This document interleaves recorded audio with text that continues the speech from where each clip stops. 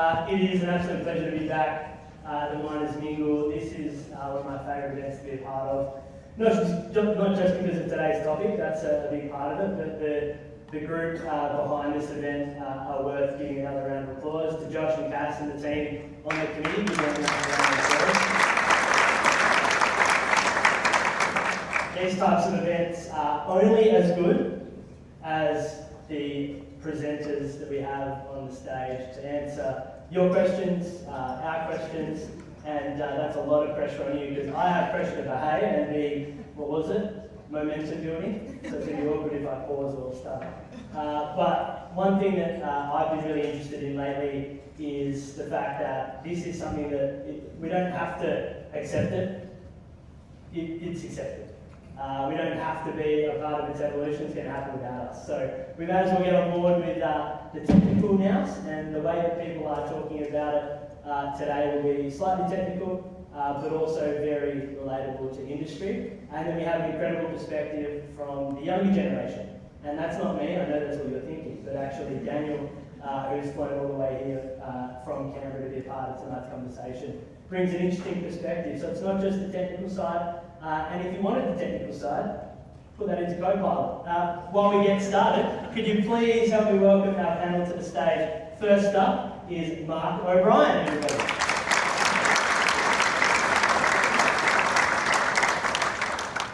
Our next panelist is Dr. Peter German. You guys can sit wherever you like and don't make me go in the middle if that's okay.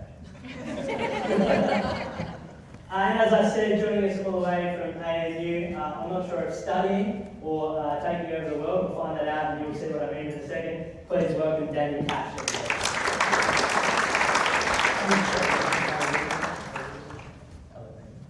All right.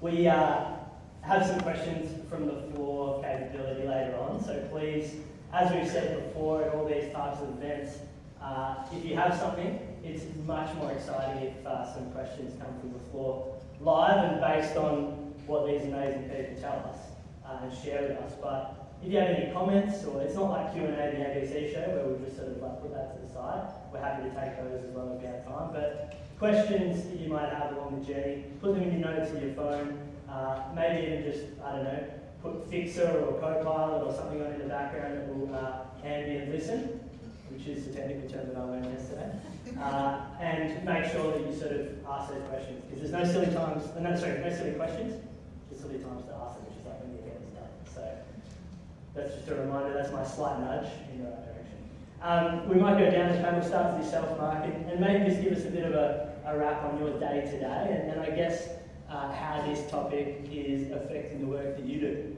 Yeah, so Mark O'Brien, Executive Mining, I'm the GM for Digital Technology and Innovation. So it's one of the hats I wear. The other hat that I've just recently taken off is Chair of Global Mining Guidelines.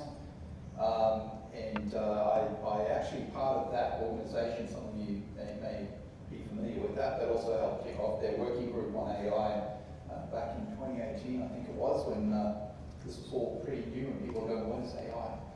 And then in my non-existent sort of spare time, I'm also finishing a PhD in AI and ethics on the obscure topic of artificial moral agents. So if anyone's really interested in what that looks like, let me know. But look, I mean, I think AI is just huge right across you can't go to a conference without talking about AI. And for my, because I'm very old, I did AI back in my undergrad years as part of my bachelor's degree back in the 80s. So and then it kind of all died off, and then I just sort of watched it come back again in slightly different shapes and formats, and starting to show some promise in some areas, and in others maybe not. So I guess tonight's a good opportunity to talk about what it's doing in mining. Definitely, our company is just the same as every company, grappling with how do we fit this into our world? What's real? What isn't real? What adds value? What is just sort of a lot of money spent on shiny objects? Yeah, and great to have your insight from inside the industry as well. Also, I've got a really good feeling I'm going to feel super inferior on this stage tonight, just with the starting introduction. So it's great to have you, mate. Dr. Peter, I'll go to bed if that's okay. Yeah. Okay, good. Your day today, my friend, where does that see you, and what is it affected by when it comes to AI? So my day today is quite interesting. I've got a consulting company called Chameleon Metal Group, and I'm working with different organisations to understand where AI already sits in their organisations, and then also how they can apply AI and start to transition their workforce, change their work design, and really start to order that. I was working for the last year and a half with a company based out of the US.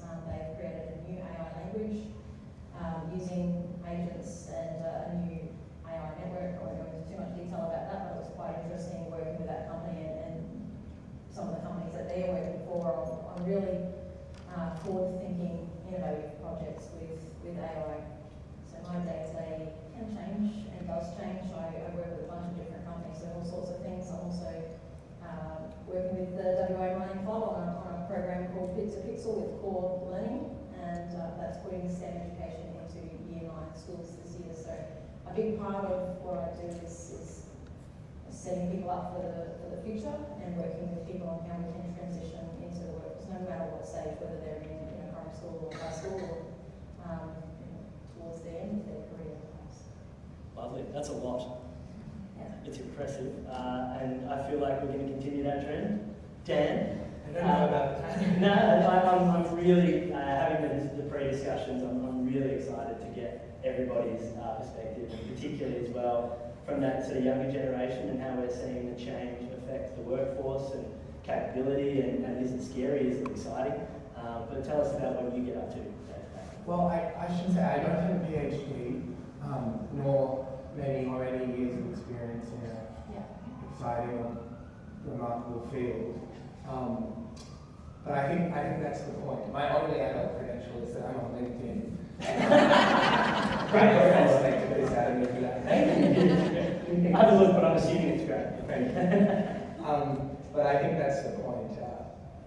I can provide a perspective that I think many in this room there are emerging professionals in this room who want to be voiced tonight. I'm 20 years old, I'm studying law.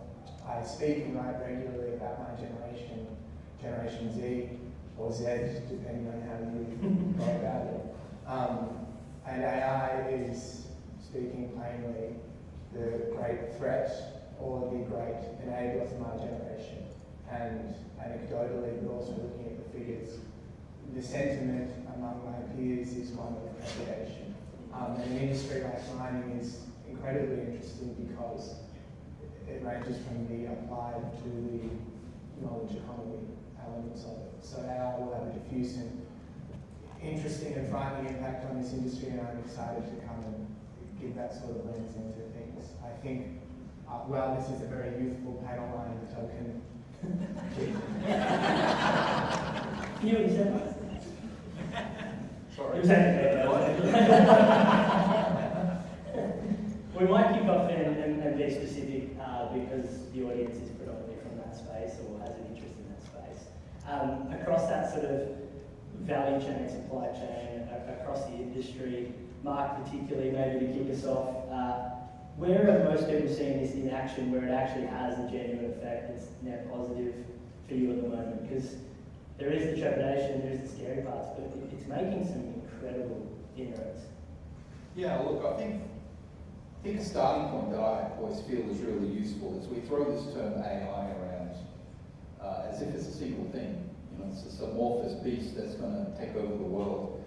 But it kind of isn't, and I think this is one of the things that if you dig into understanding the technology a little bit, and you don't have to go too deep, but you become aware pretty quickly that actually there is no such one thing as AI. Really, it's a big basket of tools. There's a whole range of different techniques and approaches for dealing with data. And so that's the first thing that's really kind of critical to know, right? That it's really a bunch of different types of tools that are well suited for different types of data. And in a mining context, like a lot of other contexts, we kind of have two big buckets of data. We have structured data, which is all that stuff sitting in databases and historians and geology databases, anything with labels on it that's clearly in columns, that kind of stuff. We have that. We have a lot of that.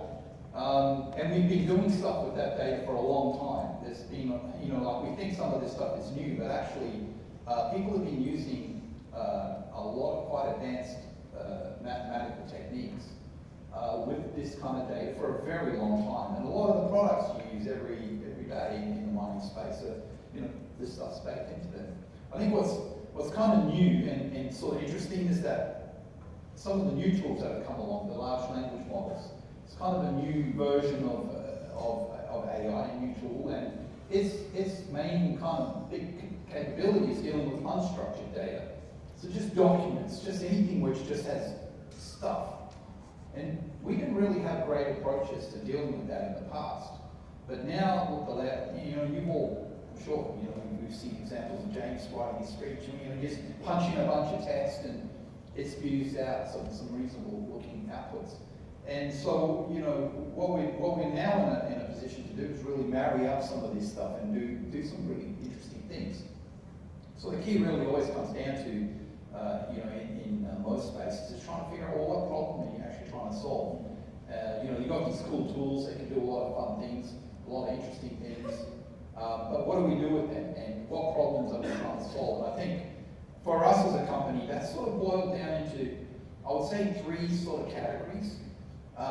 The first one, is kind of that Copilot / ChatGPT / Claude, kind of deal where people are using a lot of chats. I saw some stats in our business just yesterday from our cybersecurity guy telling me how many interrogations are going out from our business into the net. People asking, it's kind of amazing, right? And it was like 28 different types of tools. I was stunned, and people are finding chatbots from every place on the planet. Yeah. But that's kind of a very personal use, and so people are using these things for personal kind of productivity and how do I review what's in this document, what should I be writing here or there, that kind of stuff. So that's one category of problems that people are working on. I have to be honest and say that's an area that's been a bit hard to figure out the exact value.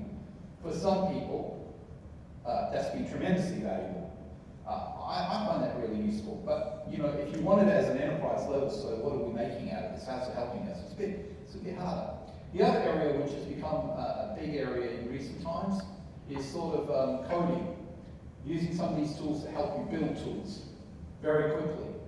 In the past, if you wanted to do certain things, you had to go buy something off the shelf and spend a lot of money with some bespoke company to build a solution for you. Now, with these tools, we can crunch it up and actually build tools really quickly, amazingly quickly.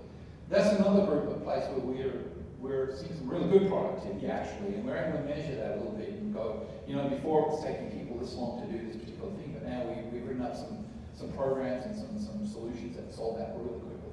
And then I think there's sort of another category, which I kind of view as a macro category, which is digital twins, sort of looking at whole processes within your business and trying to figure out how do we understand this stuff better. And AI definitely has some great help there in terms of stringing together some of these tool sets to help you simulate, help you to sort of optimize, take a look at what happens, what if kind of scenarios, a lot of this sort of stuff across, say, a whole processing plant or your whole value chain, in fact. And there I think there is value, but again, people have often been a bit vague about what problem they're solving, so it's hard to measure the value exactly. But I guess all that to say, you've got a lot of different types of problems, some easy to quantify the value and some, it's a bit hard, but definitely I think we're sort of in early stages in some ways with some of the tools, so I think it's kind of exciting in a lot of ways. Definitely exciting, and I suppose in that day-to-day then, Peter, for everything that Mark's mentioned there and the implementation that you'd be seeing in your work, where are you seeing it utilised the best, maybe out of those buckets? Where is it becoming more efficient and effective than you've seen in the past? Well, I'd just like to add something else that you said there about quantifying how you're using AI as well. The other thing that you didn't mention, but it was kind of in it, was around people that aren't allowed to use AI in organisations, but they are. And they're going home doing it, maybe they're becoming efficient in their roles. That was the report I got. Doing something else. Yeah, exactly right. So trying to quantify that as an organisation where people are using it outside of those allowed systems and processes that you have within the organisation. That's a great point. We might just keep going on that topic there. What is it about organisations that you're seeing that maybe their mindset needs to change a little bit? Well, I think we already are starting to see organisations change their mindset as well. For example, when I started studying automation, which is what my PhD is in, which wasn't that long ago, I was first approved for that study, and then 6 months later, change of leadership came in and they said, no, we're never going to get automation now. Yeah, sure. It's a pipe dream, you know, all these other companies are going to find that it's not going to happen. That company is now one of the leading companies using automation. Same sort of thing for AI. Actually, my interview, the same company I'm thinking about, actually said none of our employees are allowed to use AI. This will not happen in our organisation. Universities, the same sort of thing. You're seeing, you know, that message being spread. We're not allowed to use AI. It won't be used in this organisation. And now companies are starting to realise if we don't go with it, you know, we're going to be left behind. So we need to start applying it. So let's do it in a structured way. What does that mean? You know, we've already got, like Mark said, AI's been around for a long time. So where are we already using it, and how are we using it to our advantage, and where are our gaps? And you mentioned around, or both of you mentioned that's in tertiary, and a big part of your life at the moment, mate, is university or reports, and a massive part of your lives. The difference that you'd be seeing now comparative to the study of times gone by, and you reminded me, Mark, that new media in my marketing and media bachelor's that I did was Facebook, essentially, and the internet. I'll explain it. It'll make me a little bit. It's like TikTok, but less stimulating. Your opinion and what you're seeing in the real world at the study level, are you seeing sort of factors around the different buckets that it's being used for, but also the challenges that are associated with it? You must be.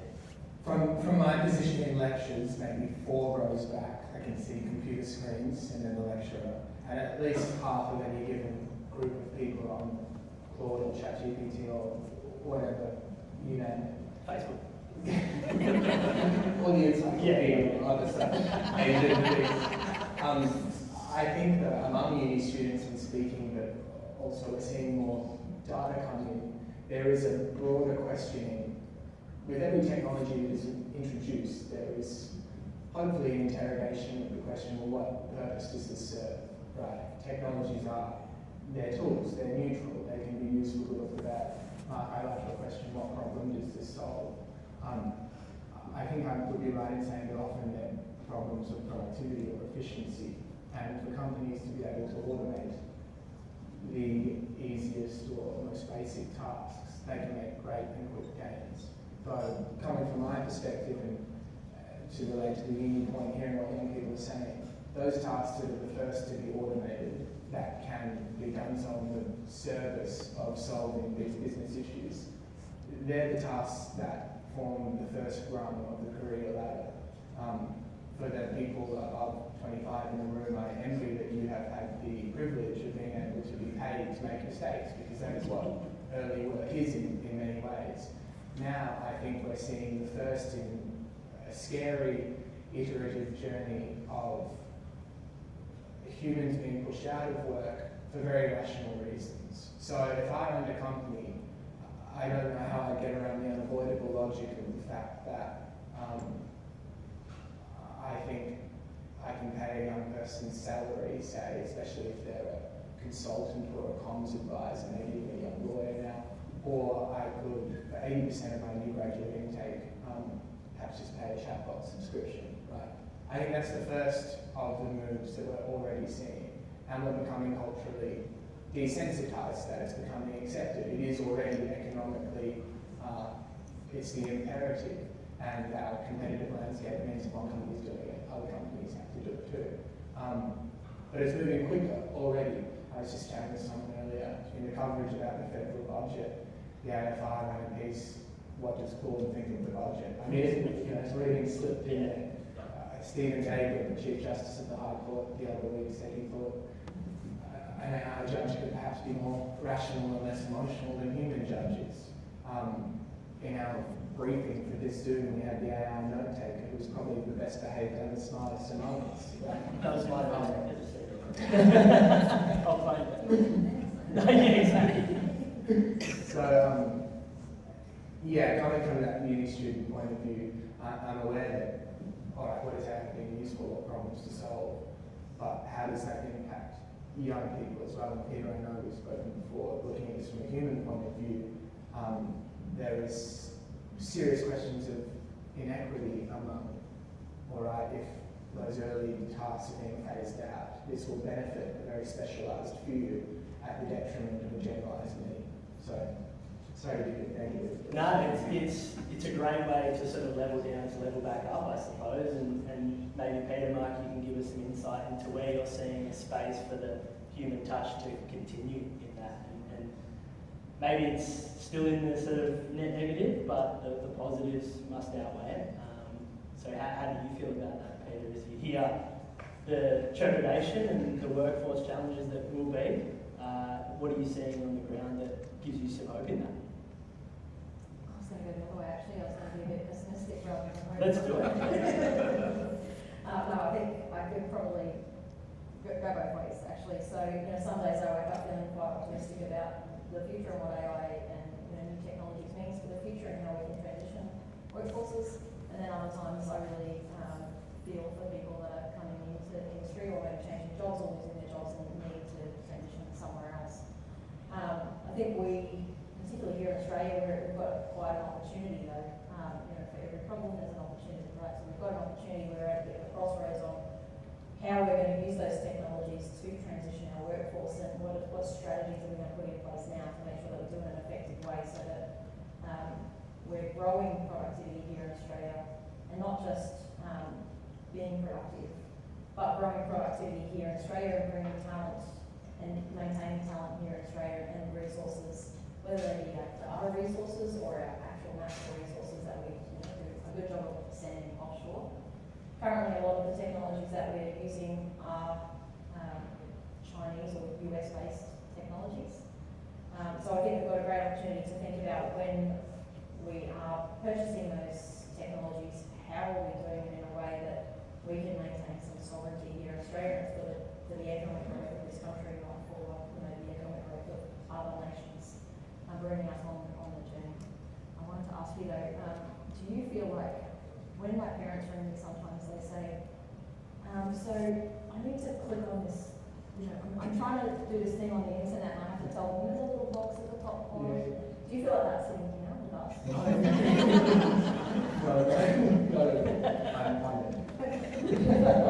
Because maybe then that's an opportunity as well, because you don't have all young people sitting on this panel, so young people are the ones that are coming into it with the tools. I think we're pretty good at maybe being able to use a computer these days. Yep. But when I was younger, my parents did have to call me up and say, how do I do this? And I think that at our age, we're able to learn a little bit about these technologies, maybe they're a little bit smart, but also maybe we've got something to contribute because we've got some industry knowledge behind us as well. So where those tools maybe lack experience, we can provide that experience as well. And if I could add, I think, again, it's a privilege to have been able to develop the skills and had an economic circumstance where that is beneficial to companies and to you for that to be something that can happen. I look to people younger than me who are perhaps never going to have the skills to be able to have philanthropy in the first place because so much of the grunt work is being outsourced. But to your point about the generational divides with technology literacy, I think more broadly speaking, my generation is so conversant with AI because we're a digital generation. And I think the point to take away from that is we know better than most its capabilities, right? We're doing our uni assignments and our speeches with AI. We can see firsthand how it could replace so much of what we do. So just to stir the pot of frightening vibes, we'll add that. The Halloween of EP minus. Mark, there's so much, as you said before, that AI segments into. To take it to the positive, you've got that industry experience that put you in that same demographic, by the way, you would have noticed. But that experience is key to maybe, again, seeing where that human-centric focus will allow us to align with what's happening and not completely capitulate to Skynet, if you like. How's your sort of view day to day on how that will happen in this industry? Yeah, look, I think when I kicked off, I said it's really important to think of AI not as a thing, but as a set of tools, right? And I think it's a fundamental point that we keep amorphizing AI. It's an it, it's a him, it's a she. You know, like we give it a certain kind of life that it doesn't deserve. Yeah. I honestly think sometimes when you hear AI, you should immediately in your brain transform that to BS, because there is so much crap written about AI. And I have a thing I call O'Brien's first rule of AI: beware of people selling things. Because the sales pitch and the hype around AI is insane. And if you understand the technology even a little bit, and you look at the amount of money being invested in it, you go, this must come to some sadness at some point. Because the truth is, AI, intelligence, artificial intelligence, that term was coined by one of the godfathers of AI, who in 1973 admitted that it was a marketing term. He needed government funding, and he needed this thing to sound cool, so he came up with this term, artificial intelligence. So McCarthy, one of the great legends, sort of came up with this term, and it got him funding. And ever since then, we've had this idea that it's intelligent. But listen, I consider myself to be somewhat of a power user with AI. And I can tell you now, it's pretty dumb sometimes. I think if you substituted AI for clever computing, it's probably a better term. Because yes, sometimes it's incredibly clever at computing stuff, but sometimes it's really dumb. It is stupider as stupid could be, right? And you know, if you understand the technologies, you understand, like a fundamental thing, for instance, is that AI actually doesn't know anything. I'm quite serious. It doesn't know anything. All it deals with is things called tokens. It doesn't know what a ball is. It doesn't know what the kickball is. It has no comprehension of any of these things. All it knows is that when you punch in the word ball, it goes away, and it's got a very sophisticated mathematical model behind the way it's stored data in a statistical kind of framework that it can draw back some answers that are incredibly plausible and sometimes even seem intelligent. But it doesn't know what a ball is. So immediately you have a bit of a gap. And I honestly think that one of the huge things that I hope will come out of this era is, that we will come to a greater appreciation of what it means to be human. Because I think actually humans are incredibly intelligent. We have a huge range of capacities that AI does not have in a single package. And we run on very low power. You know, our water and power requirements are incredibly low compared to your standard AI model, right? And it's not it's funny, but it's kind of not funny, because at the end of the day, we're spending huge amounts of money on building these things to solve problems like, what should I do in this situation, some trivial thing. And it's like, wow, this thing costs many, many hundreds of dollars to feed back an answer to a trivial question. It's a sledgehammer for a very simple problem. So I think that going forward, we're going to see, once we get through some of the hype, I think we'll start to realize it's just a tool, and it's a very cool tool, and people who know how to use these tools well will do well, right? That, I think, is standard, right? Like any age that we've gone through. But let me tell you, one of the advantages of being really old is that you've seen a lot of things come and go over and over again, right? The advent of the computer. The advent of the computer, and I'm not even kidding about this, this was meant to give us a one-day work week, and we could all be relaxing for the rest of the week. You go look it up. That was the promise of computers. And having a personal computer in your desk, you're just going to be doing bugger all. You head off to the golf course, right? It hasn't worked out that way. What it's done is, instead of doing that, it's transformed our week into something different. And we're able to do different things because of this tool that augments us and allows us to do stuff. So I think ultimately, I think that AI will be augmented intelligence. It will be this very complete, clever computing functionality that will help us with a lot of problems. I think obviously we will go through a transition period. I mean, this morning in the AFR there was talk out of Deloitte Consulting saying, entry-level consultants will be able to strip out a lot of the base work that they do. You know what, some of that work, I know, having talked and worked with many young Deloitte consultants, that was stuff they didn't like doing anyway. It's like, build a spreadsheet, and it's like, so it'll do some of that stuff, and it'll make things a bit better. Jobs will change. But I think some of the rhetoric that we see in the press every day about companies releasing thousands of people because of AI is not replacing any of those jobs, because most jobs aren't quite that replaceable. They're a strand of different tasks and functions, some of which might be replaced by some kind of clever computing device, but at the end of the day, there's some human components to that are hard to avoid. And I think we'll probably go through a phase of figuring out, well, what's that special human bit that we still need? And yeah, the computers will do other bits. But like any tool, there's misuse and abuse, that can happen. So I guess that's the danger also. There's a lot of people abusing these tools every day, not just cybersecurity and all that nonsense, but stripping all your data off you and doing monkey things with it. I mean, there's all that kind of stuff happening too, and I think that's obviously the ugly parts of any innovation. But I guess I can kind of see that the tools can be abused, but I can see some positives along the way.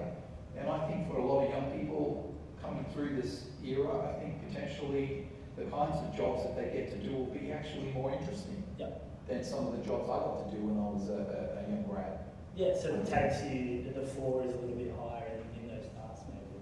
I think so. Yeah. Speaking of height, I'm still waiting for those little shoes with the wheels to take off. That's just my opinion. Peter, upskilling, that sort of segues nicely to that concept, which I'm sure you're dealing a lot with the concept of how people or emerging leaders and the people in these spaces can upskill now, and then there'll be some upskilling in the future that we'll kind of talk about as well. But what are you seeing at the moment? What do you feel is the best way or the best thing you should be upskilling for at the moment in this space? I think that depends on your job. Yeah. But one thing that I will just touch on that Mark said about the spend for AI and how much that costs us. The good thing about us here in this room is we're minders, so AI can't happen without us here in the room. So if they keep on spending this money on AI and technologies, it means we all get to keep on having a job because we still need to be pulling stuff out of the ground. So that's Self-sufficient. Yeah. A beast. Yeah. But just to give WA Mining Club a plug, because I'm working with the Pixel program that's part of upskilling, so we're working with the Year 9 program on putting STEM education into Year 9 schools. They're also core foundation are also working with primary schools to do that. I helped the TAFE here in Western Australia create the world first mining automation curriculum for remote operations and mining automation. So there's a lot of upskilling in automation, technology, AI, robotics, that's happening. I think people just need to look at what these trends are and see how it might apply to their jobs.